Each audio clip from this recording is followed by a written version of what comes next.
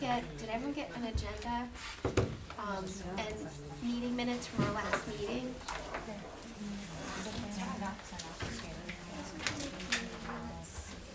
Right here. So it says student voices. We're good to go. And we're gonna be down here, you're gonna be student voices. We're gonna do a little bit of listening first, and then last week is your chance to shine. Okay, we're live. All right, yay. I have this one, so. You got that. The short one is for The short one's for you too. Yeah. Well, the last one's just for minutes. It's up to you. This one. Maybe Right, for so the other I maybe have to be be better. supposed to let me in? Okay. Do you guys want to come up to the table? Yeah. You're welcome. We're all together. Yeah. Sit wherever you feel comfortable. Let me try to go back. I just like this one. These are pretty comfortable. I like these. I've sat in those for many hours. Will you try again and maybe We're ready for Okay. video. All right. So, good evening, everybody. Welcome to our NKSD meeting for January, the new year. For those of you that haven't been here before, SELAC stands for North Kingstown Special Education Local Advisory Committee.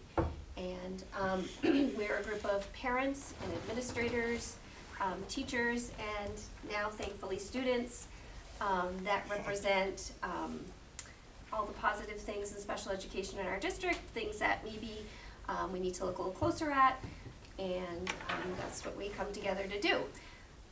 So welcome to everybody, Happy New Year, thank you for coming. Usually we do have our tent cards for names, so we'll have one of these for you girls next time.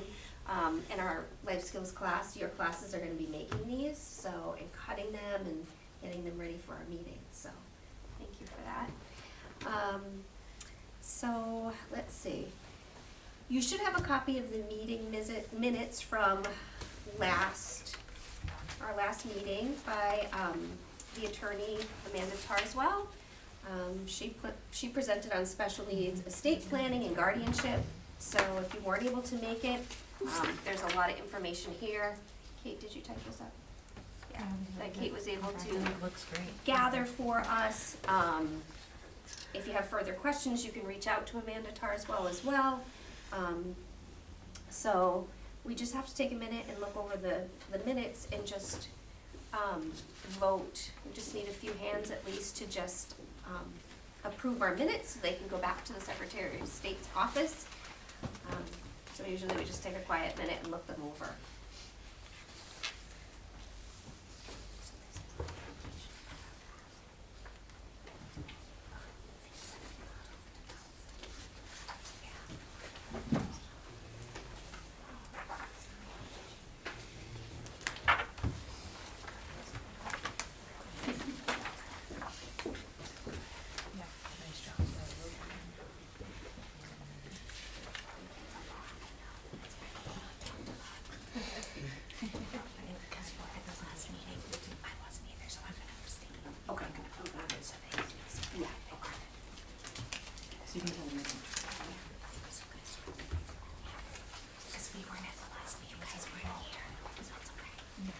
So we just have to take a show of hands if there's any objections or anything that doesn't seem right. If you are in favor, we just need a couple hands to say I am, approve the meeting. Thank you. And can we just note who approved Kate too as well? Thank you. So next time if you guys want to, you can help us approve the minutes, okay? Okay. Awesome. All right. So Dr. Santa, you are up next if you don't mind. Dr. Santa usually kind of lets us know what's happening in our district for special ed, but also at a state level and sometimes more at a bigger national level as well, if things are going I don't well. have anything that exciting or broad tonight. A couple of things. We're still working on developing the Positive Pathways Middle School program to go over to DMS for this coming school year. We're working really hard on the budget for next year regarding what we really feel the department needs in order to make sure that we're providing high quality services. We're excited we've agreed as an admin team, the entire admin team, to do a district-wide unified spirit week. So instead of it just being a week at the high school, we want it to be district-wide. And I'm in the process of getting representatives from every school. I almost have every single school having a representative to join a meeting so that we can coordinate our efforts, so that we have similar things happening like the Crazy Sock Day and all these other kind of cool things. That the week is March 23rd to the 26th. So we're excited for that. And my very last thing is we've been working on this magnet idea where we could send home refrigerator magnets for families so they have the SELAC information up. This is the prototype. We had a little snafu in ordering. It got fixed. And it actually was a happy accident because it ended up in a better product where it's a little bit larger. And here's the coolest thing is that this can be replaced with a new one next year. So as we get new meetings, this comes out, new one comes in. So we're working on disseminating these into the schools and getting them to your homes. So anyone who has a child in special ed will get a copy of this so they can put it proudly on the refrigerator and remind themselves of when our meetings are.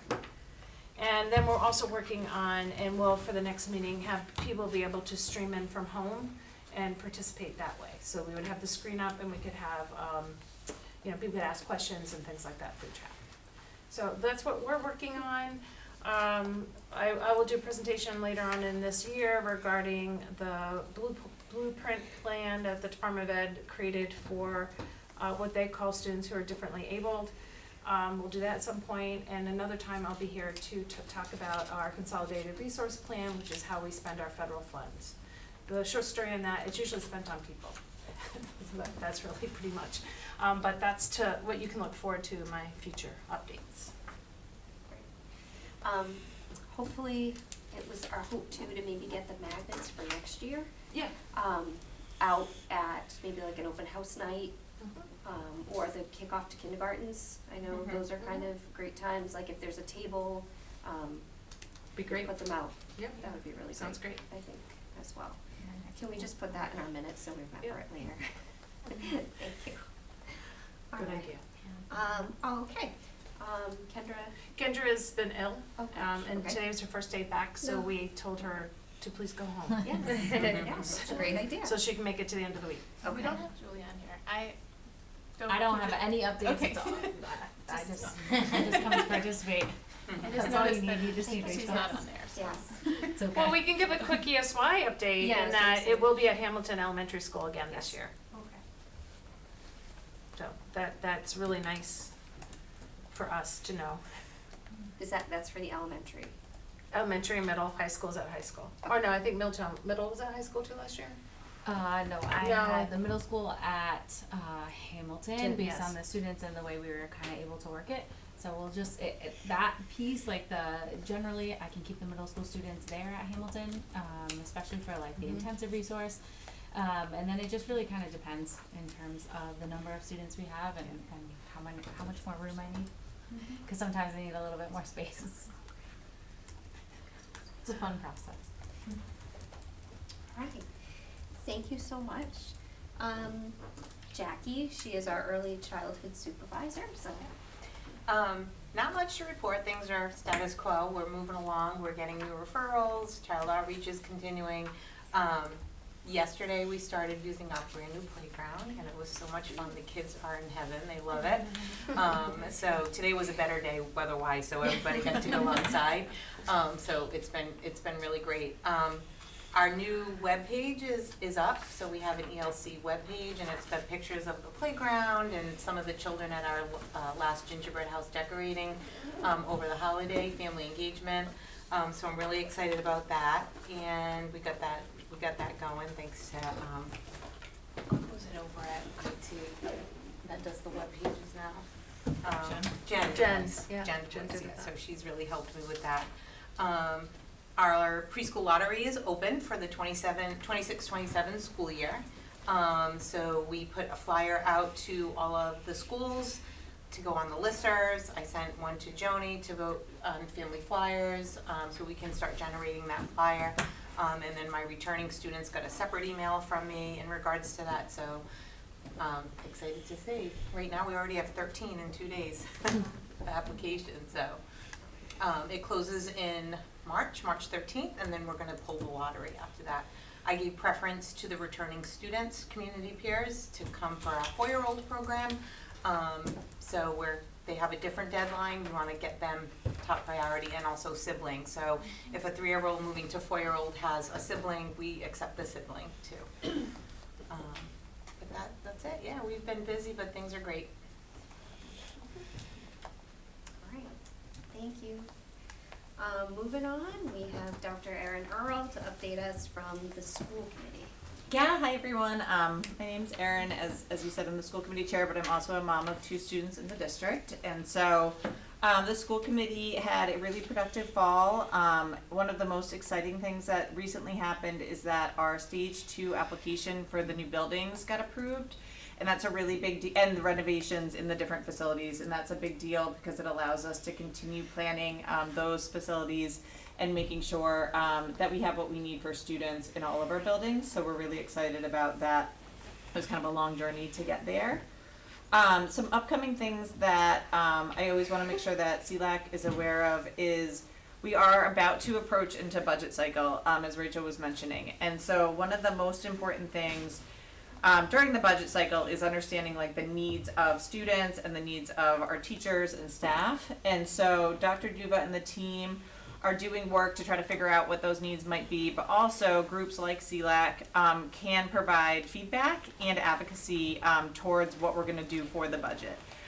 There's a lot of competing priorities and there's a lot of need, and obviously things are a little wonky with federal funding and different things like that, but there are opportunities to move things forward and to progress things. And so that's, I think, the biggest message from me to SELAC is that there's things that you think structurally really do need to be funded in this next upcoming year. Like, we need to know about them. And I also would say, like, don't assume that everyone knows about them. There's so much sometimes that things do, sometimes some pockets of people know things, but not everyone. So always try to over communicate.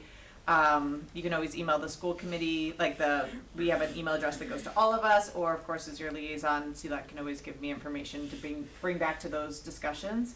We'll have probably like 7 different meetings on the budgets between now and April, where we really work through those. They're obviously all recorded and they're all public, but we really do, we start fresh almost every year. Like, we start fresh every year with the budget, and kind of really build it from there. So that's one of the biggest things that's going on. Another really big thing that's going on with the school committee is we'll be negotiating the teacher's contract again this year. It's every 3 years, so for me, I'm like, again.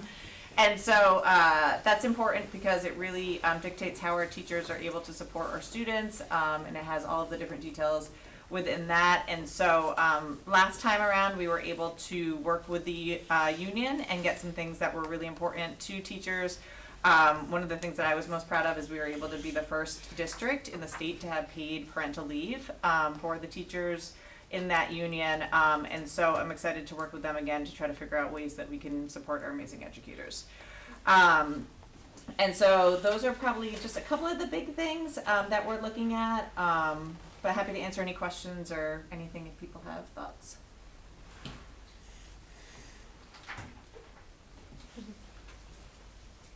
That's it. All right. Any questions? All right. Thank you very much. All right, so member update. I know usually we make introductions at the beginning and we didn't do that, so I'm gonna do that now, and it's also a great segue for our students. So, do you mind starting, Dr. Santa? Oh, sure. Dr. Rachel Santa, I'm the Director of Student Services.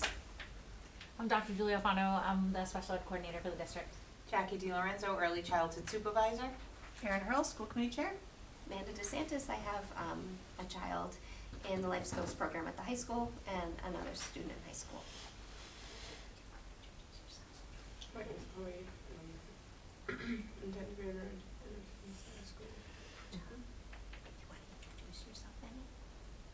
And I know my name. I know you, but somebody else out there might not know you. Fine. If you want to, I can introduce you. Do you want us to introduce you? Yeah. Okay. This is Amelia Charpentier, and she is a senior now at North Kingstown High School with Cool. Mrs. Sweeney. My name is Shannon Johnson. I am the teacher for the Compass program at Hamilton Elementary School.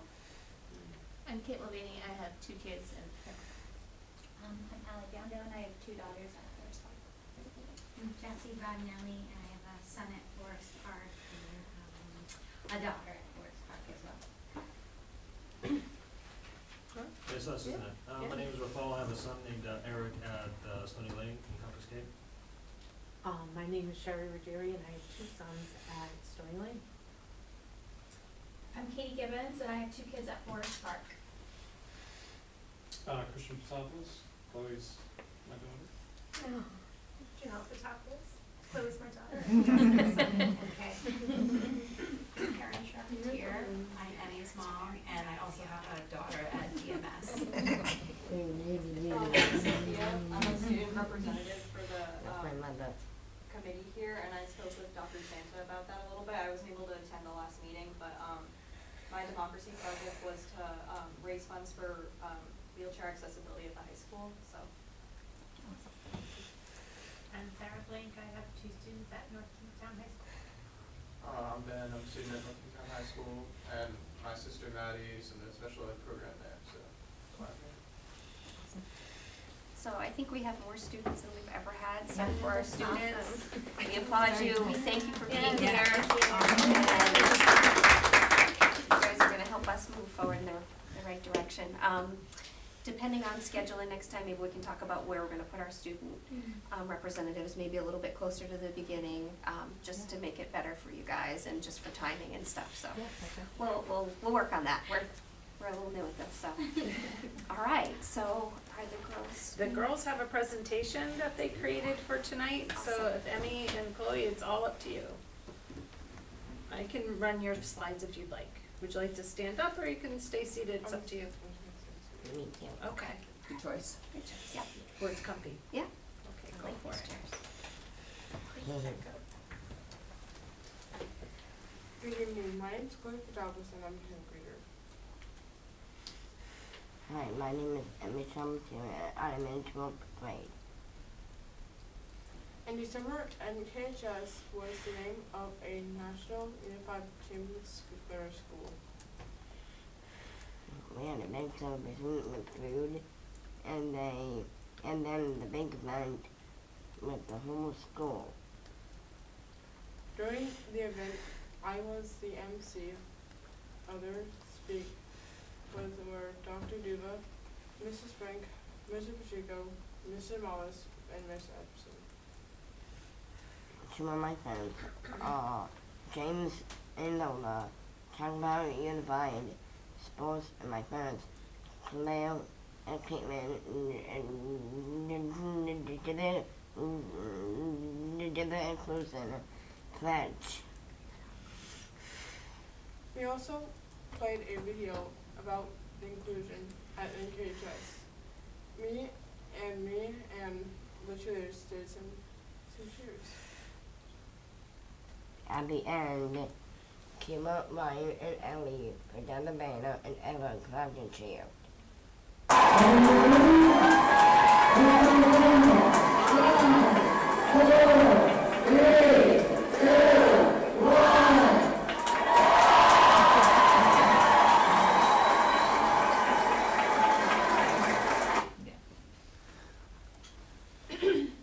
This was a great way award, and we all are very proud of it. Soon we will have our unified speech week. This will be March 23 to and 26. Thank you for having us tonight. Does anyone have any questions? I think did such a great job. Yeah, great job, and I got to go and it was awesome. My question is, I know that we have a couple different sports that students can play, that are unified sports. If we were gonna add another sport, what do you think we should add? What do you think you and your classmates would think would be fun? Cornhole, because Cornhole? cornhole's coming up. I'm fairly good at cornhole, okay. That's a good idea. Play idea. basketball. Yep. They do have a cornhole team, it's just not an official Ah, unified good to sport. know. Anything else that would be interesting? Something new. Maybe like Chloe, what do you like to do? cheer, like running. Cheer. You're already doing that. Running, you said? Running. That'd be cool. Any other thoughts? Bowling. Ooh, noted. I can do that. Awesome. Thank you so much for sharing with me. I appreciate it. That's good. And if you think of anything else, let me know, okay? Okay. So girls, your work is going to help bring new things to the school. So thank you for that. Thank you. Round of applause for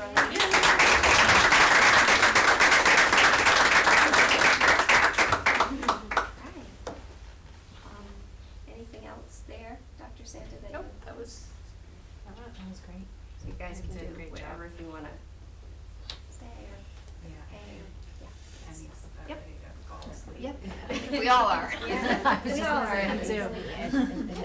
It's been actually past my bedtime actually. Oh, no worries. Okay, well, you can go, Abby, no problem. Thank you so much for coming. Most of our students leave the meetings early. Yes. and we really appreciate Mrs. Sweeney helping with Yes. developing the PowerPoint and prepping the girls. Yeah, thank you guys. It is so good.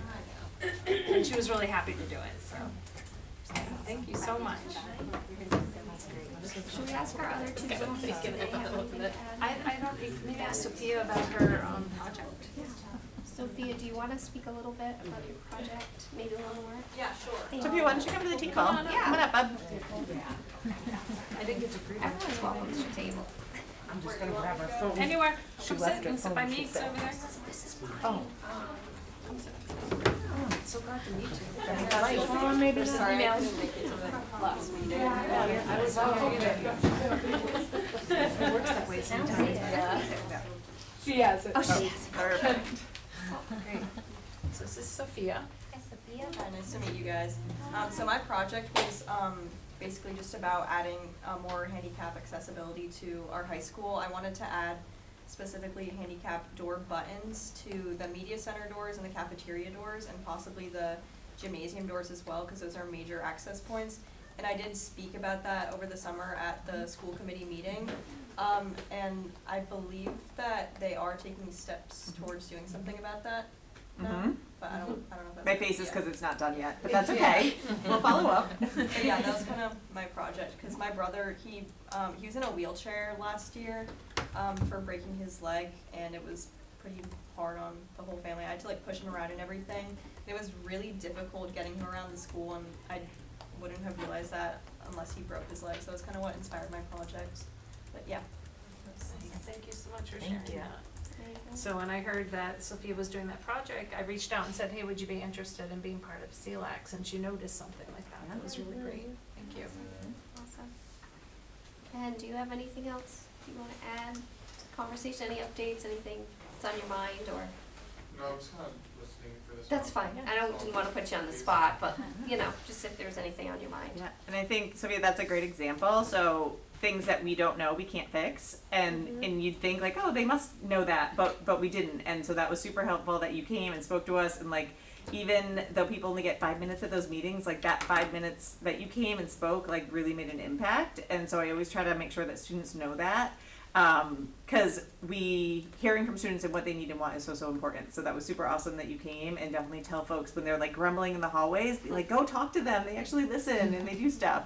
And I'll send Dr. Duva an email about the buttons and make sure that they're on order. I think they were on order, and get a timeline that we can follow up with you on them. Great, thank you. Yeah. Can you come back when they're done and maybe show us some pictures and Do the video. Yeah, I could yeah, definitely do video that. or something and follow up? I invited her to all the meetings, so. Cool, thank you, awesome, that's great. Okay, so thank you to our students. We wanted to talk about, making our meetings more accessible, and I know, Dr. Santa, you're kinda maybe more leading the charge on that as well.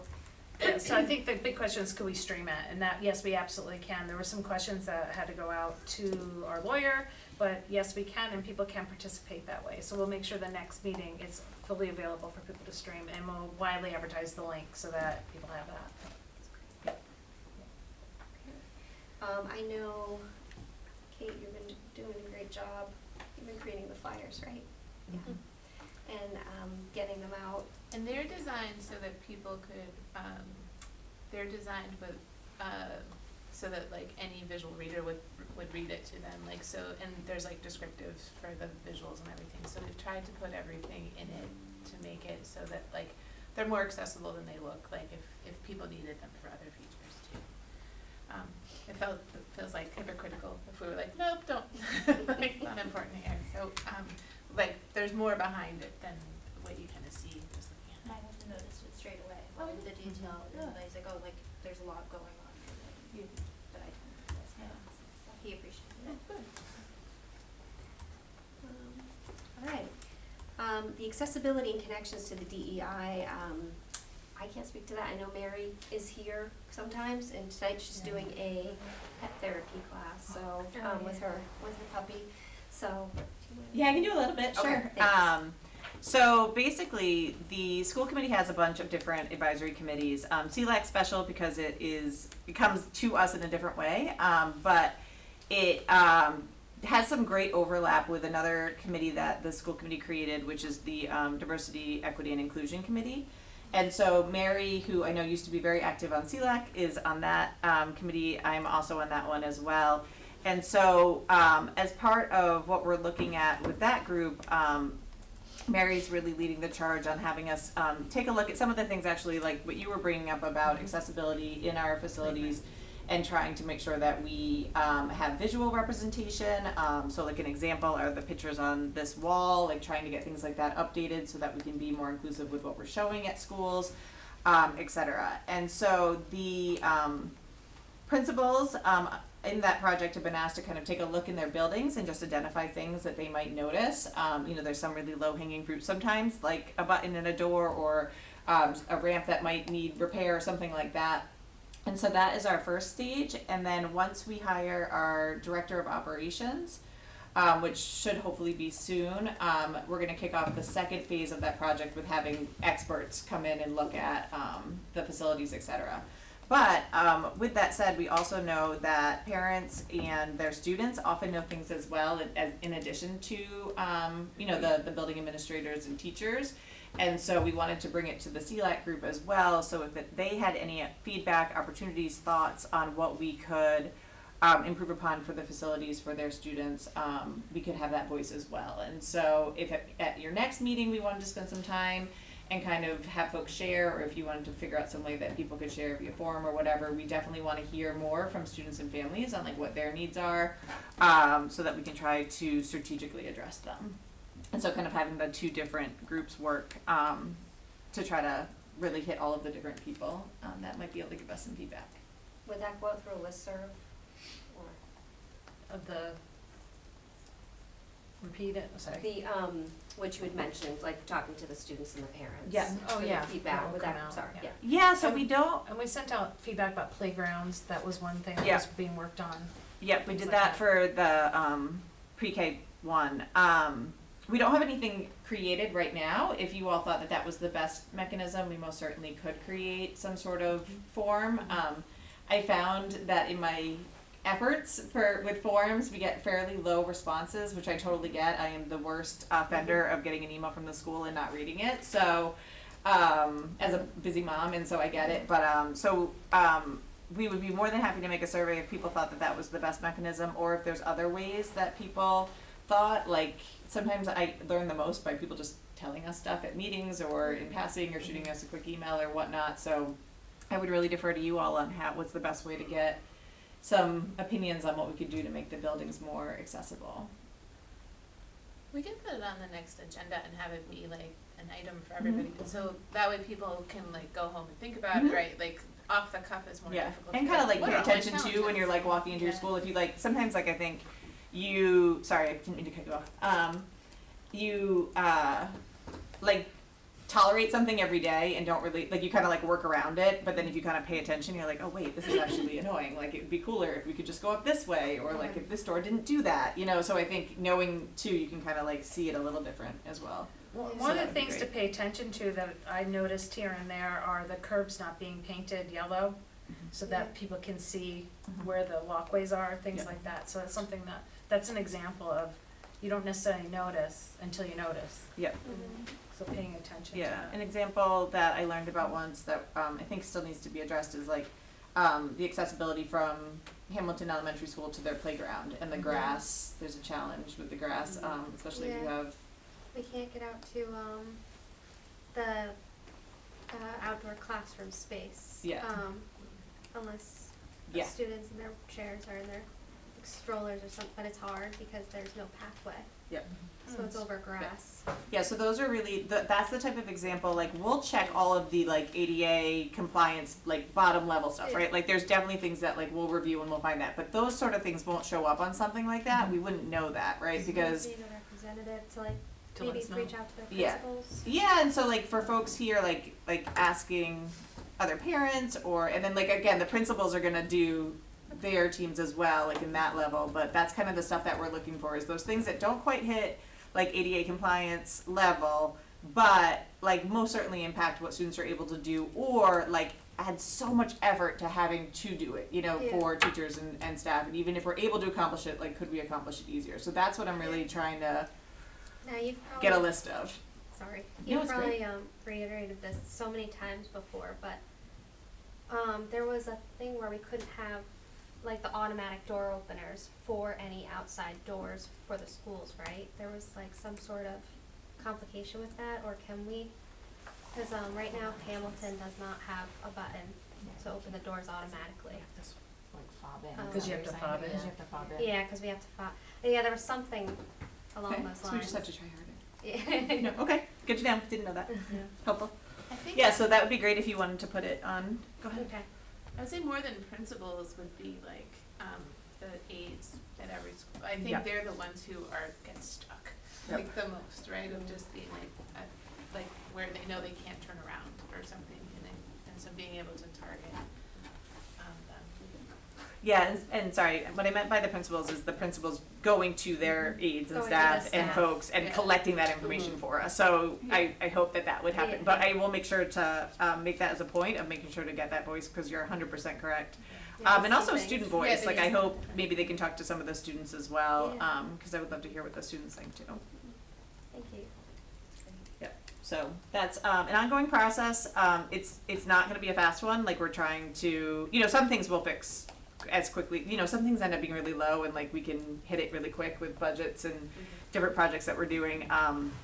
But my goal is to have some sort of plan. Like we need like a strategic plan because we're never going to have the resources that we need to do all of the things, but Yeah. at least prioritizing and making sure that we're doing things across the board and really trying to prioritize stuff. So. But first I gotta figure out the problem, which is the funniest part, because it's harder than you think, so, great. Well, I would super appreciate that, and then if we can spread the word, and if you all can talk to folks, that would be great. Thank you. All right, speaker lineup for the remaining meetings. Dr. Santa's presenting tonight. I know we were trying to do, I think, a presenter, right, Laura and Kate, and then, maybe like just more of a business meeting, in order to try to, keep our information sharing strong, but also bring in, communication from the outside too for some of our meetings. March, James Slade is, slated to come for, the facilitated decision making. Do I have that down right? Facilitated IEPs? Yes, there we go, yes, there we go.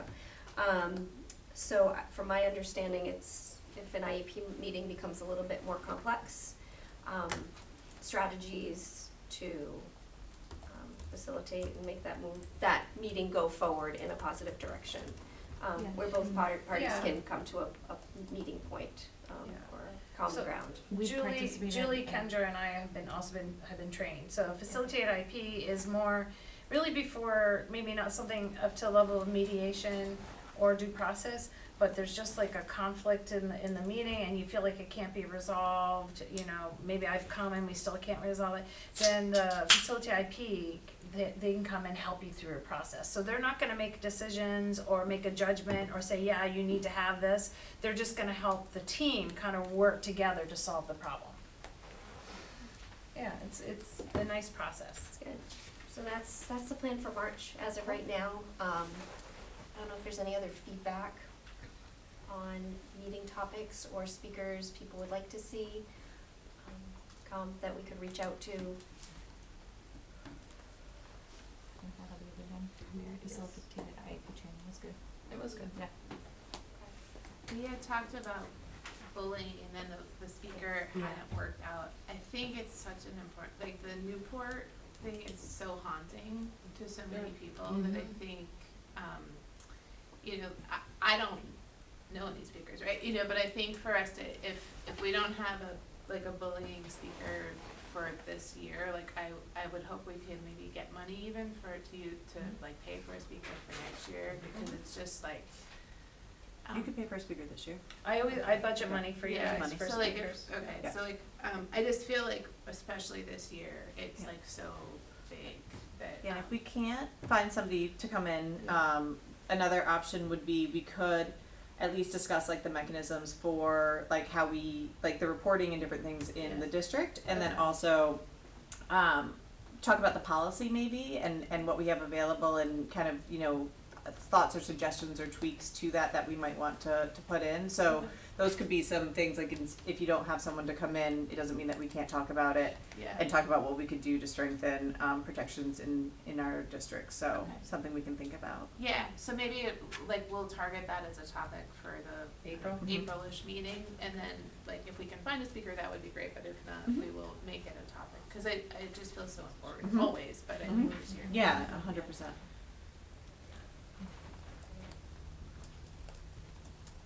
Dr. Santa, will you be able to help us coordinate that? Yeah, I absolutely can. I have feelers out for a different presenter. Unfortunately, the presenter that I thought would do it had pretty significant death in her family and felt not able to do that right now. That might be changed by April, but I do have ideas for 2 other people that I'll reach out to that have not just overall bullying, but bullying of people in specialized population. Yeah. And if you do find someone from like farther away distance wise, like we have had presenters like Zoom in, so that's an option too. So if you do notice that there's like a national expert or someone really cool, but they're far away and aren't able to fly here, or we can't get them here, that could be an option too. And I'll continue to budget money for SELAC to have presenters going forward in case we need it. Okay. Before Dr. Santa presents, there is an NKSD website, if you have not seen it. It has all of our dates and our times and our locations and some information. It seems to be updated, as far as I can tell. It looks great. We have our email, as well as our Facebook, social media, so if you want to join and hear what's going on. Everything seems to be up and running, so. Who gets those emails? Do they go to you? It goes to the group of the folks, of the people that are in leadership, and I also get a copy. Okay. Yep. I get a copy that there's been an email, but I don't necessarily get the email. Do you? I just get that You get there's like a notification. notification that there's something there. All right. But it doesn't necessarily have any, I can't read it necessarily. But I set it up with multiple people so that all of you would, all the folks that have been doing leadership would receive it. Okay. Dr. Santa, you're on for our All right. presentation tonight. Thank So, you for sure. volunteering. Voluntold. You can totally stay sitting there, but if you Yeah, feel you can awkward, you could totally do Yes. I feel awkward sitting there with like a screen behind me, so you're welcome to come in with me or go hide over there and do you. I've been in that seat before and I've just been like this. I was asked to come to present on what our continuum of services are within the district. People were kind of wondering what's happening in every school, and so I did do a kind of a more broad presentation for the school committee last year, and I gave this as a handout, some of the information that's on these slides, but I did put it into a PowerPoint or actually Google Slides for you all tonight. So here's our continuum. So the first thing is, I started with what do we have in all schools, and then I start from preschool and move my way up. So the first thing that we have in all of our schools is special education related services. These are things like occupational therapy, physical therapy, speech language therapy, adaptive physical education, and other services that are determined by the individual education program team. These services may be provided individually, small group, integrated within the classroom, or as a co-treatment with other therapists. So it is pretty common for our OT and PT maybe to work together, things like that. So those are available in any of our schools. In our preschool, we have a preschool inclusion program with a student. I did put student capacities here. This is our students under 15 in a classroom. That's actually regulated. It's our only classroom size that is regulated by state and federal regs. The preschool program provides special ed services for 3 and 4-year-olds. Classrooms are half students with special needs, 7, and half community peers are 8, selected through a yearly lottery. I guess not exactly half, but you get the idea, like that 49, 51%. The 3-year cohort attends half days in the morning, Monday through Thursday, and the 4-year cohort attends half days in the afternoons, Mondays through Friday. The reason why there are no programs running Friday mornings is that our preschool staff members need to have planning time and things along those lines in order to be ready for the students. So they don't have direct classes in the morning because they're with kids all the rest of the 4.5 days. We also have Bright Beginnings. This has student capacity. We try to keep it under 10. It's a highly structured preschool program designed to support students with significant disabilities. Students receive individual and small group special education services. The 3-year cohort attends half days in the morning, Monday through Thursday, and the 4-year cohort attends a full day. So this is our only full day program right now, Monday through Thursday with an additional half day on Friday afternoon. They start in a more direct instruction environment. That's my term for self-contained. I don't like the term self-contained because it sounds like Tupperware containers to me, and I don't believe kids are contained that way. So I call them direct instruction programs. It's a direct instruction program that they really start much more just very small, but then as our students are gathering and gaining skills, they get included into the other preschool inclusion classrooms in the afternoon. So we have several students who are able to do that, and that's where they're going. So they have the opportunity to be included as they have learned the skills and are ready to do so. So that's a much more intensive program. Any questions so far? If you have any questions, just ask as we go. We added this year an ABA clinic in the preschool wing of the building. This is a private clinic providing intensive and direct intervention services for students with significant needs. They pay a nominal rental fee to operate on campus with services funded through the student's Medicaid. So the reason why we added this clinic is last year we ran into an issue where our preschool students, there were 9 families that were on wait lists for ABA clinic services for their students and couldn't access those services. We also have some families that have difficulty even when they get a spot, getting transportation to get there, to get to Cranston or Warwick or East Providence. People are all over the place. So this is an option. We don't place kids there. This is a private clinic, but it is an option for our families to access so that their preschool age kids could come in. They could be there for half a day in the clinic and then half a day in one of our inclusion programs, or vice versa, or flipping it. So that's something we worked really hard on last year to get in, and they are active and they are moving and grooving. And it's really quite exciting. It's really nice. We have students that attend the morning, and then at 11 o'clock at dismissal, we walk them right down the hallway to their ABA room, and it's really nice. So it was our way to get convenient, remove barriers, more services for students, especially the kids with the most intense needs. So far, so good. And this is at DA, yeah. DA. Preschool is all at DA. DA is now the Davisville Academy and Early Learning Center. So we moved the whole preschool over the summer. Actually, that whole building moved around. The DA Academy moved over into the right-hand wing where special ed services, student services offices were. We moved into the middle, and the preschool took up the other half of the middle part of Davisville and down the wing. In other words, where they used to be back in the day. When Kenny was my early childhood coordinator and worked here before, that was where preschool was. So that's been, I think, I successful. like that you just live in that you were Ken's boss. I was. heard that. Oh, did you hear that? Yeah. Yeah, we love that all I just the think it's kind of funny. We work as a team and always have, so it's fun. We have resource support in all our schools. Special ed services are provided in a separate classroom within general ed classroom or in collaboration with a classroom teacher, and they may be delivered individually, small group, or to the whole class. So that's available in all our schools. Then we start to get more and more specialized. We have intensive resource programs. These are special education services as described in the other resource. However, these are for students that need much more service time, direct service time, usually about 2 hours per day. There is no cut.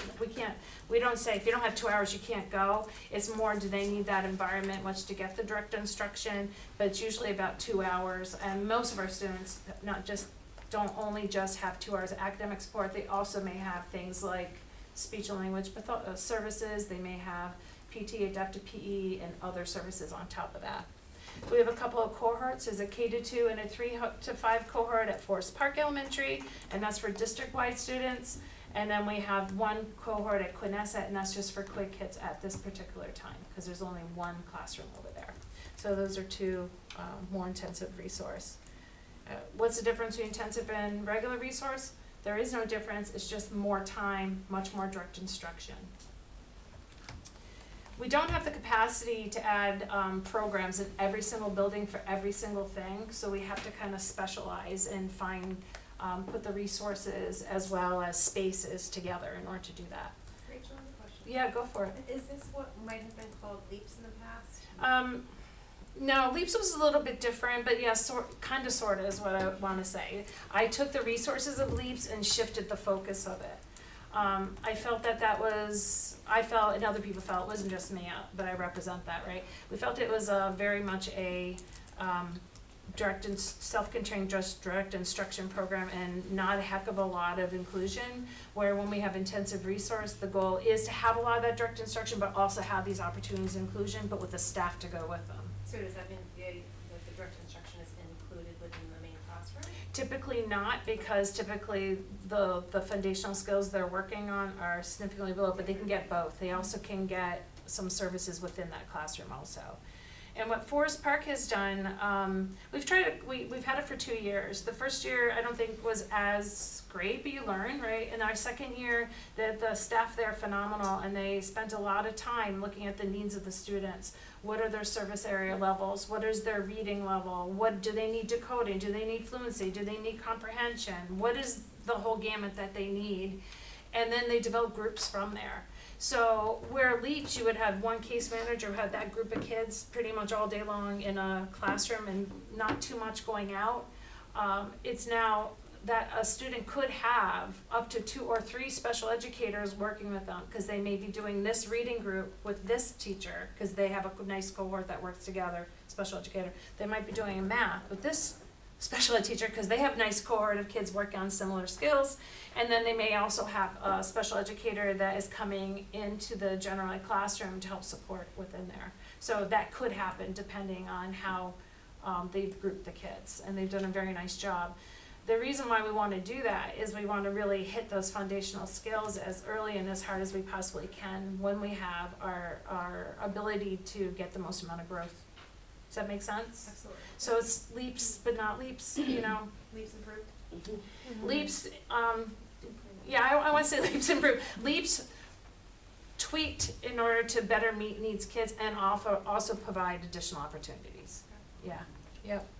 I don't think there's nothing wrong with leaps. I was hearing that was developed, but it gives more opportunities. Yeah. I just wanted to speak because my son was one of the first to be part Yeah. of this So was program. Chloe. She was the first year. Really? But for leaps, yeah. Awesome. So he actually was the first for intensive versus leaps. Oh, okay. So to your point, I think last year was a massive learning curve even for me because we were at Hamilton Mission Cove prior, so it was just a new group of kids, new, and I think I just always worry and think. But I will say this year has been amazing, absolutely amazing. And all along, it's just how my son's needs can be met while integrating with his peers, and it's been phenomenal, phenomenal. That's great. I mean, I felt that way about LEAPS, but Yeah. it's nice to see that LEAPS had a little bit of a different bent. I was actually leaving here as we were developing LEAPS, so I definitely know that program. It was, well, having gone from nothing to LEAPS, it's like, we were Right, like, there was wow, nothing it's before, amazing. there was nothing before that, Yeah. you're Yeah. absolutely right, there was nothing Validating. before then, that's why we created that program, because there wasn't anything, very similar to what we had to do for middle school when I came in 2 years ago, so. Yeah, we missed you there. Sorry.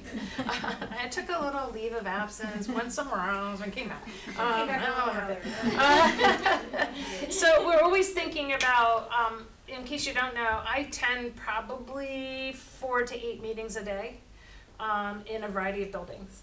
And the reason why I do that is that's how I collect information as to what I feel is needed based on needs of kids. So these programs do tweak a little bit every year based on the needs of kids, because now we'll look at the kindergartners come up, what do they need? And every year we're kind of adjusting based on that. I really like how the staff did the grouping for Forest Park this year. I feel like it was really successful. I think the year before, they were trying to make it like LEAPS, but it really isn't LEAPS. It wasn't intended to, but it was a little bit of a learning curve. But, and your son was a trooper. I mean, everyone around him was also Yeah. a trooper, let's Yeah. be realistic. So I think it's getting there. And nothing's perfect, and there's no one program that completely means everything of ideal for every single student. So we always are having to individualize within the programs. But when I think of programming, it's not based on disability label, it's based on needs. And then what we do is we satellite those services, or we stick them as I always think there's an a la carte menu of services, I often call it. So if you're needing this, this, and this, here's a great place where you can get all of those things. And I have the people trained and enough people in which to do it. We don't really have enough students also with these same type of needs to put them in every single building. We also don't have the capacity to do so or the space. I cannot add one thing to Hamilton as an example. I don't know where they would go. The hallway, I mean, It's so full. it's really very full. So that's just an example, that's also consideration. And one of the big considerations for moving preschool is it gave us space to do some additional things that I'll start talking about. Speaking of, so positive pathways. As you may or may not know, Davisville Academy had elementary students in there. We moved, 2 years ago, we moved the upper elementary of Davisville Academy students to Fishing Cove. And then this past year, we moved the lower elementary students, no, I'm sorry, the other way around, lower elementary first, then we moved the upper elementary this year, and we added a K program for positive pathways at Fishing Cove in the formally used preschool classrooms. We built the classrooms out to be safer. We added quiet spaces, we made sure bookshelves were safe, all those type of things. And they're in that particular wing, and the students are now integrated into that school and are participating in general ed. And we've had several students who have graduated from the program and all part of the general ed classroom, 100% part of their day, with maybe some resource supports. So we're really proud of the staff. We're very proud of Colleen Lachlan, who's the principal there. It is a huge amount of work to get to this point. The kids are being very successful. This program, there are 3 classrooms there. They're staffed by trained special educators, behavior management assistants, a consulting clinical neuropsychologist, Dr. Dana Swicki, consults with our program. We also have a board certified behavior analysis that works with her. Her name is Allie Hayden. She's also in other places in the district, both of them are. And they help to support our programs to make sure we're doing the right processes. They do embedded job training with our staff. They problem solve in the moment. If they have to, they're rolling around on the floor. They're just very much involved folks. And I'm part of that too. And we do meetings once a week regarding the students and spend quite a bit of time tweaking and making sure things are working well for kids. They learn self-management, coping strategies that they then apply in the general classroom. We often say positive pathways. We try to not make it really super fun, because we want the kids to go to general ed and be in general ed, but they also have to learn how to apply their self-regulation and coping skills in that environment and be safe. So safety is number 1, and then we work on all the other components.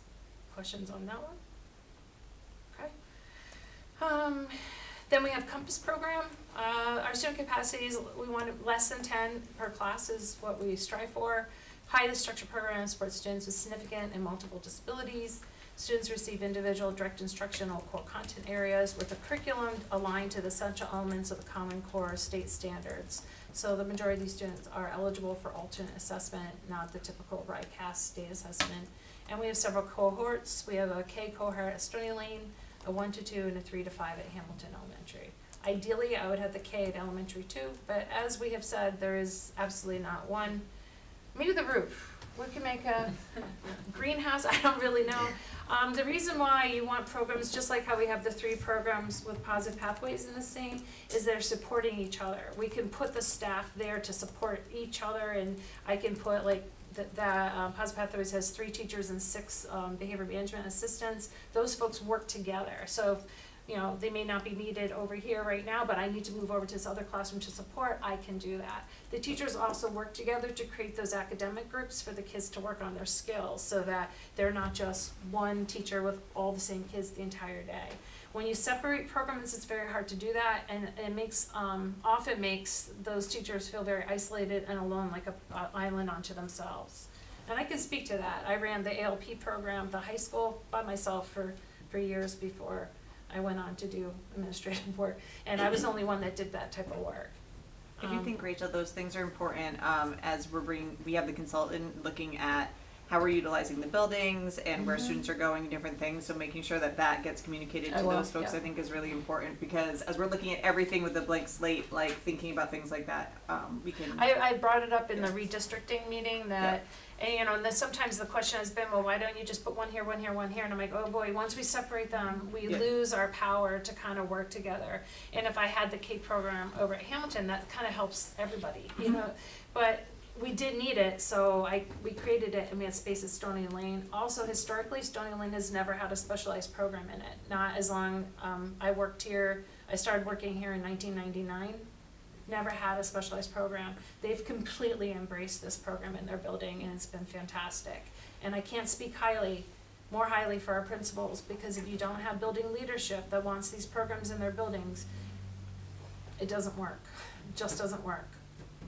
Okay, so these folks have embraced it, taken it on, blood, sweat, and tears, moving furniture, whatever it takes, getting specialized training, things like that. So we're really proud of them. I'm very proud of them. I couldn't do what I do without them. So we also have, so then we work into our middle schools. This was the continuum that was missing the most. I'm not exactly sure how it happened. There used to be components of middle school continuum when I was here before, and over years it just sort of didn't exist anymore. So this is the first thing I came in and immediately fixed, I think, the first year I was here.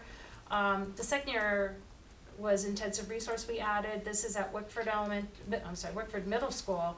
And it has a capacity of about 15 or so. We do now have 2 classrooms.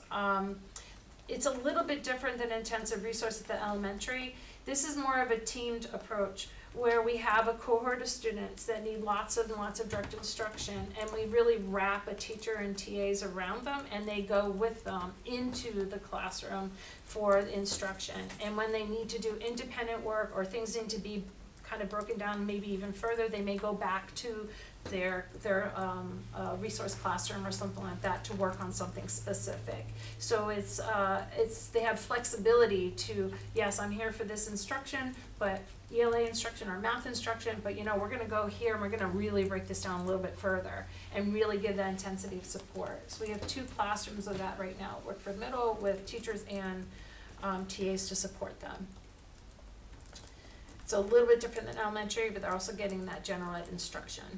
Then we have the Bridges program. Bridges, by the way, I didn't name these programs, the folks in the programs named their programs.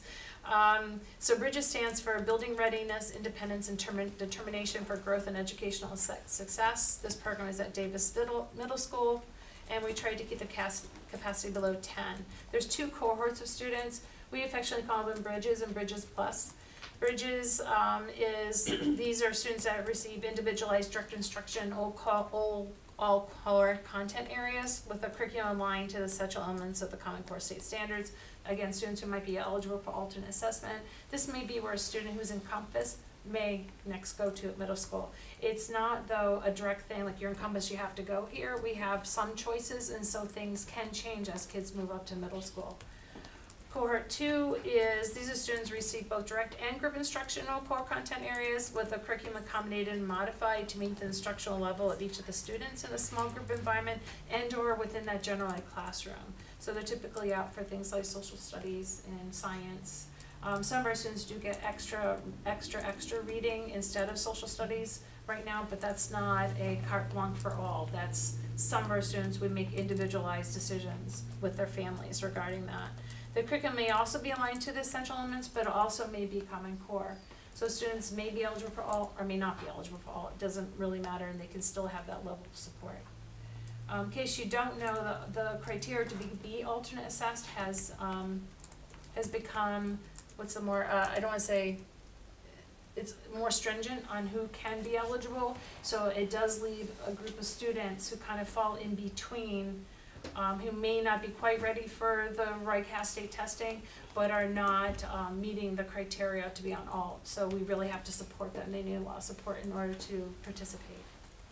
Both of the cohorts work on academic, functional life, and pre-employment skills. They also work on self-regulation, all the other good stuff. So that's Bridges.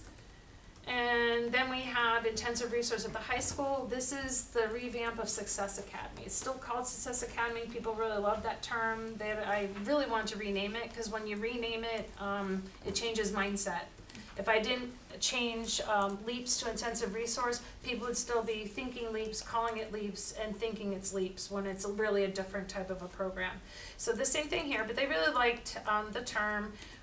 And again, that's what they name, it's fine, but it has been revamped in that it kind of used to be, we don't know where to put this kid, they're gonna be part of Success Academy. Now it's really more the intensive resource students that need that high level of academics, same type of model where we put a teacher, there's teachers, gen ed teachers, and TAs around this cohort of students to get that high level support within the general ed classrooms or in a smaller group environment. Direct instruction accommodations are provided as needed. They typically, again, require about 2 hours per day of special ed academic supports. Again, it's not like if you only need an hour and 45 minutes, you can't be part of that group, but that's the general gist. Okay. And then we have RISE. RISE stands for Reaching Independence Through Support and Education. This is a highly structured program that supports students with significant needs. We also have 2 cohorts of this. Cohort 1, students receive individualized direct instructional core content areas. We do try to keep that program under 8. It's a very small classroom. They may be, most of them are eligible for alternate assessment. And then cohort 2, these students receive both direct and group instructional core content areas. Curriculum is accommodated, modified. They could be on alternate assessment or not on all. It depends on the individual student. And both cohorts focus on academic, functional life, and pre-employment skills. So they're working on, they may be running the cafes around the building, things like that. So there's a lot of really nice things that are happening. Heard some good things about cookies. Oh, they make some I've been hearing some lore about cookies. Chocolate chip cookies. Alright, Chloe, I'm coming to get some cookies one day. Yep, they're good. They do compete with the cafeteria, which has been a bit of an issue, but we're working it out. This started out just as, back in the day, it started out as just in what is now Mandela Duke's classroom. It's just like the kiddos kind of doing once in a while coffee. It is now 3 coffee carts, 1 on each level. They sell hot chocolate, iced coffee. Sometimes I'm lucky and all of a sudden iced coffee gets delivered to me in a meeting. It's fantastic. Chocolate chip cookies, popcorn, they do a great job. But they're doing other things around the community too. They make our SELAC flyers. They've made Play-Doh for our preschool. We get Play-Doh. They cook the Play-Doh, and then they deliver it.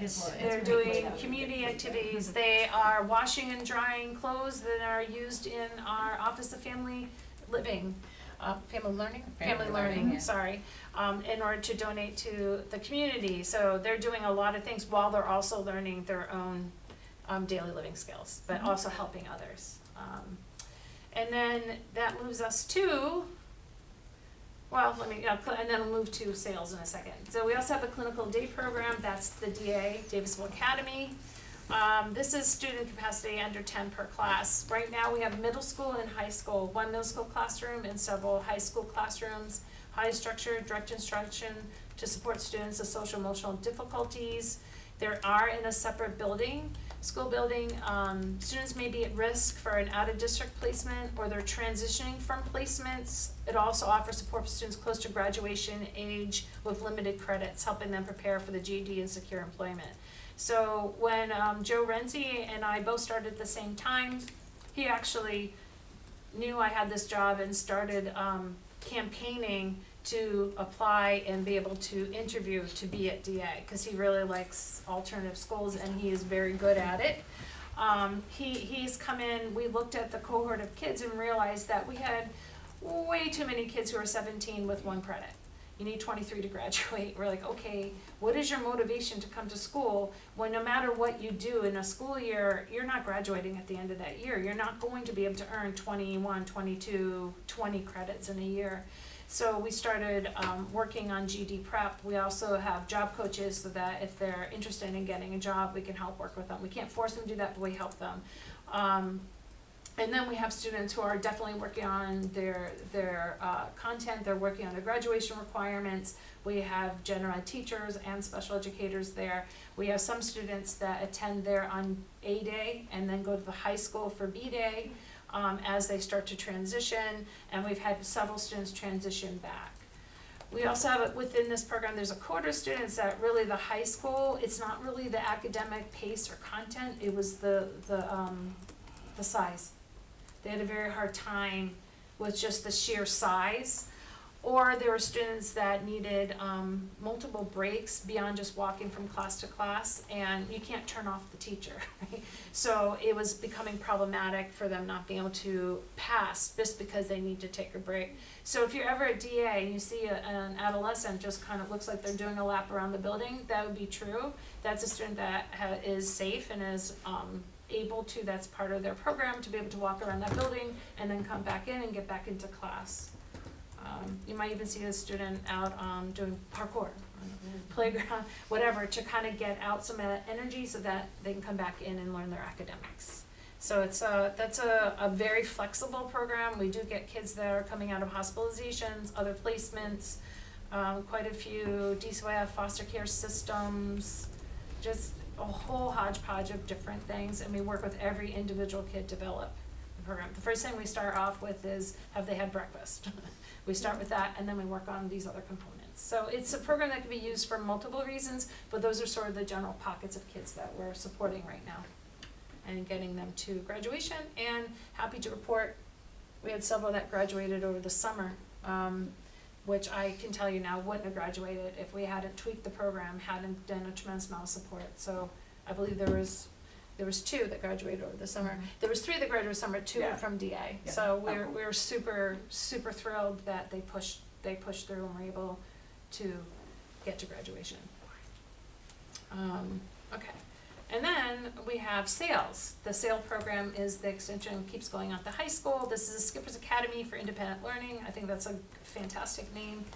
Around under 12 or so at a time. This special ed transition program supports students who have earned their high school credits but require additional instruction in functional life and pre-employment skills to assist their transition to adult life. Students may participate in activities such as running the coffee stand. So not only do our RISE programs help with this, but SAILS also is working on some similar things. They also have individualized work opportunities in the community based on their interests. So we have students working in all sorts of places. The Ocean State Job Lot Warehouse, Ocean State Job Lot, Savers, Burlington Coat Factory, Dave's Market, I can go on. There's tons and tons of places. That's run by Heather LaBelle. Heather LaBelle has spent, with support, has really worked on developing more job placements. We also work with an outside agency called Launch Beginnings to help us with job coaching, because all of our TAs in that program are job coach trained and go with kids out into community placements.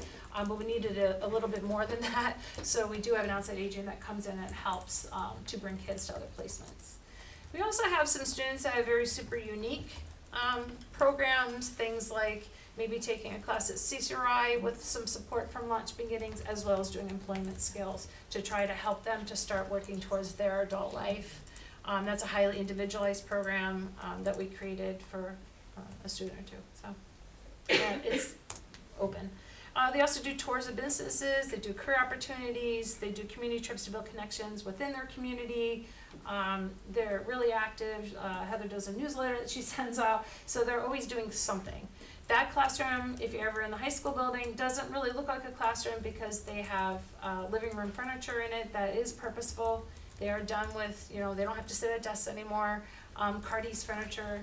I worked in Cumberland, as many of you know, and Cardi's had donated in Cumberland some outside patio furniture for us, and I said, hey, I wonder. And they donated, within a week, had donated an entire living room set, a dining room table, and things like that to that program to make it feel more like an office or like a, living room and not a classroom. Yeah. All right, so that's kind of it. We don't really have any plans to create anything particularly new next year. Augment and tweaking, but not necessarily anything like a new program. We have some discussion about a preschool opportunity. I don't know yet. There's a lot of factors that we're thinking of. Because it has to do with the budget. I know it does. You don't even know what the list is looking like. I'm gonna have to go and be like, okay, and I need. No, it's bad. We're recommending quite a few more school psychologists and things like that is really needed in this district. We're really at capacity for what we're doing.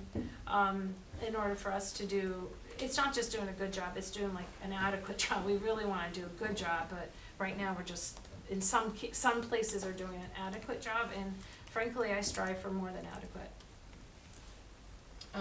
So I think we're meeting needs of kids, but it's at the expense of people. People are getting really fried. But people do the work, right? Mm-hmm. So that's the presentation. I can post this up on the website so people can see. My only concern, and I will say this publicly, obviously I'm in public, this is not like a shopping list where parents go through and say, I want my kid in that program. It really has to be the IEP team decision. It really has to be, you may say, oh, that sounds like great for my kid, but you don't actually know what that really looks like, what it really looks like the students in it, and it may not be appropriate for a child, or maybe it will be. So I just caution, the reason why I'm really careful about posting anything like this is because of that. I want you to put my kid in that program when we may know it may not be. If we think a program is appropriate for a child, we absolutely will bring it up in an IEP team meeting and say we really feel like this will be a really good fit for your kid, and then work with you that way. So that's what I caution. And when we do transitions like that, we do want our parents to go visit, we have our students visit, things like that. So so it's not so we just make a decision and you're there the next day. No, it's really quite of a process so that we can do it meaningfully. All right. And if anyone does have questions, thoughts, comments, anything like that, this meeting, SELAC in general is for that. And so if you do have anything, obviously individual questions about your individual kid, get Rachel once the tape's off. But if you have general questions about just what we're offering or thoughts about that, that's definitely what this is for. So if people have questions. Question. First of all, thank you. I don't know that we've ever had such a clear picture of not just the programs, but the progression of programs. So I'm encouraged to hear that that's gonna be something that families have access to. I'm wondering about, and I think you kind of touched on it earlier, I'm wondering about the decisions around, for example, I got very lucky in that my son is at Forest Park, and has been in leaps, out of leaps, then we changed the leaps, we're hybrid leaps, we're whatever. He's one of those kids, and I appreciate all of what you guys have done to make it work for him. So those students then go to Wickford Middle School. Sometimes. Okay. So again, it's not, you're not gonna hire any one of us, like Julie just said, the answer will be sometimes, depends on the kid. So we find that our kids in intensive resource in elementary, some exit because they no longer need that intensity, they learn the foundational skills. Some of our students may go to intensive resource at Wickford. Some of our students may go to one of the Bridges cohort programs at Davisville Middle. It really kind of depends on their functioning level.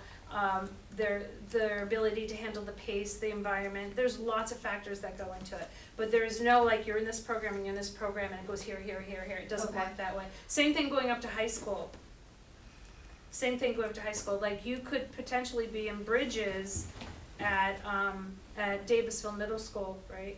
And many of those Bridges kids may go to Amanda LeDuc's RISE program, but some of those students may go to Sid Sweeney's RISE program, the second cohort. Or I've had students that we do a hybrid between Yes, Success Academy and SIDS. And so that's kind of, that's why it's so hard to answer the question, because Yeah. I have so many different.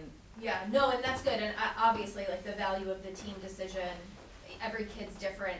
I'm just wondering, I guess I'm wondering why intensive resource goes from one side of the town to then the other side of the town, but then the opposite is for, like, we have our other program at Hamilton and Stony, and then what I'm comparing is a similar program for middle school, then they go to the other side of the town. I think that's a great question. Part of it is where was it already located? So for instance, I already had LEAPs, I already had classrooms, I already had teachers, I already had TAs. Very easy to tweak to create what we needed there, very easy. Where I cannot add, again, we've said we can't add anything to Hamilton, and to completely move those programs elsewhere, there's all sorts of issues with just moving them. I think And that, there's I also- just wonder, there's- like, school, like, I just but wonder there's if also- that's on anyone's radar, like, Right. big picture, you know, like, money that's gonna go into Wickford Middle School, or, like, things like that, you know, kind of what, I think your name is Kristen, she said, like, is that your name, Kristen? Kate, I'm sorry, okay, I'm Katie. You know, like, I've been so fortunate that, like, my son, who's very unique, he has been with this group of kids in the general setting that, like, I would have no concern, you know what I mean, he's been with this group of kids that will probably not maybe be with him. I mean, again, like, every kid is different, but I think about that for our other I hear our what other you're kiddos, saying. like, they just know, But you we know. also have several students that are attending Forest Park that's not their neighborhood school.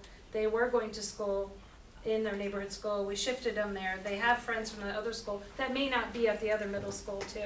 Yeah. I will tell you, the proposal, actually not the proposal, the plan for the new Woodford Middle building is the bridge program, the older Compass program is going to be at Woodford. So, and we're adding the Positive Pathways classroom to DMS. So there is some shifting that way. Yeah. But when you're developing program, there's a lot of factors that go into this, and the biggest one is space and people. Like, where do I have space? Like, when we did the Compass K, it was what elementary school has a room? It wasn't, it would be best for it to be here. I knew I couldn't do that, so we always are looking at those components, yeah, no, I and they will think that's- adjust over time. Yeah, and I think that's the power of, like, these meetings, is that, like, as someone outside of the, you know, in this role, I get to not care about the money, right? But be like, okay, but can we think about this perspective? Well, and I was thinking about that too when Rachel was talking, and that is, I think, part of what we're looking at with the bringing in the consultant and looking at the district. You mentioned that, yes. And I think that's something that they need to consider, because to Rachel's point, we have been doing a good job making it work where we can make it work. But also what I was hearing you talk about of how great it is that the students are in the classroom with their peers, but then structurally we don't have it set up for them to continue with their peers. Yes. I get how we got there, but I also think as we're looking long-term and strategically, like, thinking about that. So that, I totally get how we got here, but thinking about it long-term with the consultant might be really good. And I think that, go ahead, No. sorry. Yeah. No, I feel like these kids are learning about inclusivity and diversity and all these things together, especially. So if they have the ability to move throughout these programs together, it would be that much more significant in being an inclusive environment for everybody. Yeah, and I And think how they feel. because they get that group, especially like I know my son struggles socially sometimes, and a lot of kids. I was worried when he left Hamilton how people would feel, and he's had a great experience. But I worry, especially the older kids get. It just would be great if he could have that friend or peer group surrounding, because I do think it is Each year it's a new teacher, it's a new TA, as it should be, but a whole new group of kids. I feel Good like news though- is, I know. they'll that's all be sometimes- together in high school. Yes. So that's the good news story. Yeah, I can hear that. I will say there's reasons why it ended up being the way it is. And how do we add things to every building, and right now it's making things work, and then there are adjustments that will happen as work for the new middle school. The reason why that program's out there now is it's frankly not accessible enough. I can't make that accessible enough for our students. I feel like That's why we're building the new one. Which is why we're knocking down. Yeah. Right. And really, the stairs, it's rough. I feel like that fear though, like I was in that place, and Janelle and Christian and Sarah, I don't know if you guys, other high school parents here, if you can chime in on this one, but I had the same concerns, like she's made these great friends and now we're going to a totally different group, why are we doing this, this is counterproductive and this, but I will say, like you say, they all end up at the high school, but I feel like she's gotten to meet a lot of different friends, and her circle has grown because of it. And the kids at the high school are just beyond amazing. So, I don't know, they really are. Yeah, no, thank you for that. There's That's really both good sides, yeah. clarifying information. Yeah, and I mean, in the past couple of years, like, the drastic changes in these programs, the transparency between them have been phenomenal. And I mean, I know that is your work, so thank you for that. I think maybe the next step is, as NK continues to evolve and do this great thing, it's just maybe a next piece to consider. Well, I think things like intensive resource, what I've said, in someone off the cuff is, well, there's really nothing that unique about intensive resource. We really would like to have that in every building. Sure. So we're building the capacity to do that. How do you do that? Like, because that'd be great, right? But there's some barriers to that. How do we push through those barriers so that we can get it? And it's part of what Erin was saying, that kind of that audit, like where can we do that and have space for everybody to do what they need to do. Yeah, and I'll make sure that we can, are you on redistricting? I am. Okay, I couldn't go to yeah. the last meeting, but I did. No, that's fine. I just wanted, we can make sure that gets to the external company that we hired, Yeah. just so as they're looking at things. I just Yeah. think everything's on the table, and that we're really trying to go blank slate, and no one should panic about that. It will take years for things to change. Yeah, Your yeah, kids yeah. will not be at whatever school you're worried about by that, but I think They're that shifting over with time. this district, with the type of schools that we have, with the little 5 elementary schools, and then the pre-K somewhere else, we have to take a step back and look at it, and that's why I think it's exciting that we have an external folk doing that are experts, and that's definitely something that we can consider as we have those Yeah, conversations. so like when they were talking about the new work for middle school, there was a different idea for that, and then I joined. Yeah, we're glad that you did. And I think it, but I'm like, well, I really feel like this is what we should do, and when we design this is the way it needs to be, and we need to have storage closets so we don't have equipment hanging out in hallways, and like all these things that those folks that do architects, they don't know that. They don't, even though they built all these different schools, they've never really thought about it, and we've had multiple conversations literally over a closet. I'm not kidding, like I've had two or three conversations about a storage closet and where it's going to be and what it's gonna be used for, and access to, and where could we put the staff's cubbies, so it's really getting to that level and really having them understand what that looks like. And I'll give you another example, Department of Ed, I went to a meeting at the Department of Ed, and I'm like, why are the special ed classrooms, especially the ones for the more severe students, half the size of a typical classroom? Well, because they have a ratio, a student is so many square feet. I said, but you don't understand, students with this level of need may have a one-to-one nurse, a TA, they really take up 4 spaces, and if they're in an electronic wheelchair, that's a lot of space. So I would calculate them as 4 times, each kid is 4 kids. So they're like, oh, well, we cut that classroom in half. We went back with, no, it has to be this amount, and then put in the justification as to why you can't count these kids like a typical kid sitting in a desk, right? Yeah, and you need space for them to put their equipment, standards and wheelchairs and all the stuff that comes with that. The Department of Ed just looked at me. I said, I never understood why every new building, because Cumberland just did all the construction as I was leaving, and every special ed classroom was half-sized. I'm like, no, you need more space, not less. So that's just an example of people not understanding and why we're a part of that. Mm-hmm. Oh, I was like, yeah, that's not gonna work. Why are you doing that? I just happened to be at that meeting. I'm not sure how it happened, but I was happy because I was able to give the Department of Ed a perspective of the spaces they're building that are not, they're not. If you wonder why the Rise classroom at the high school is so small, the one with the kitchenette, that's why, because they did this calculation versus looking at the population of kids that might be attending.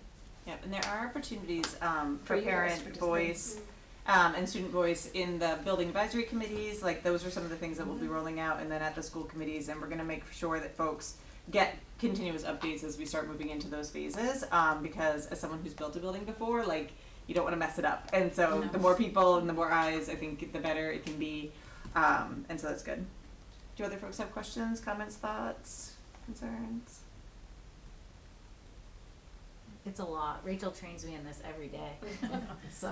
I just want to say, Dr. Santa, that having been in this district for 15 years and going, Chloe started at Fishing Cove when she was 3, she's 17, and seeing the progression of the special education services, the different leadership, the programming that you've created since we've come back to the district, because we did leave the district because the middle school failed us at the time, prior to your leadership, and seeing what you've created in that void. You clearly noticed that right when you came in, so kudos to you. I think this is great. Thank you. Thank you, I appreciate it. It's been a long week, so it does take forever. But it's not just me. I will have to say, if you didn't have the principals, Julie's, the Jackies, like it's all of us kind of working together. It's just me being what, I don't know if you guys met Bob Mitchell, the interim superintendent. He always told me that I was, what's the word, I just kept going and going, like relentless, that was the word. But I mean that in a good way, Reach. I mean that in a good way. He just meant I was relentless in getting what was needed for kids, and I was always sitting there saying, this is what we need, this is what we need. But without support of the school committee, without the support of everybody, it just doesn't work. And the parents too, trusting that when we are making a recommendation, why we're making, and kind of going, joining us. You're only as good as the people that are supporting, but it also takes strong leadership, so I think it's kudos to everyone. I'm pretty stubborn. Anything else? So thank you for that. That's really That, sweet. I think this has been one of our best meetings, like, I don't know, in like a really long time. Not that they all haven't been great, but I hope that didn't come off the wrong way, but it's just because we had such great representation. Chloe's here. It's It's always always here, here. yeah. I was so Students, excited. yes. We're big. But no, I think having the students, having teachers, having everybody here, and just seeing such broad, robust programming, and I guess I didn't realize how much was really available in the district, so thank you. And just having parent voices tonight was great. I feel like the name SELAC comes off in a really weird way sometimes as a committee. Like, we all should be at the table right now. So please come and sit and share your voice. It's not a committee in the way that you might think that it is. I don't know how to really, I can't think of a better synonym for what we are. Well, it is a committee, but it's not appointed by the school committee per se. Like, school committees create their own subcommittees. This is by regulation that you need to have a parent's voice in the decision-making that's happening within district, and we do listen to you. Like, I listen to you in meetings and go, yep, that's an issue. Yep, you're right, the doorways are not wide enough for electronic wheelchairs, things like that, so. Yeah, and even student voices. Students that's a will great tell thing. us Like, too. everybody's input is valued, so please come back. One last thing, on February 7th, at North Coffee, we have these cafe connections, which are just like a coffee, like for get together for parents, and so it's just like a nice way to check in and hear from one another. So that's at 10 a.m. on Saturday the 7th. Thank you. And then we'll meet again on February 26th, back here at 6:45. Hopefully we'll have our live link up probably by then. I'll have going. So thank you. Yeah, I got the I know, just before people start. Yep. Yeah. I always like panic. It's worse when we're live. And I'm like, oh my God.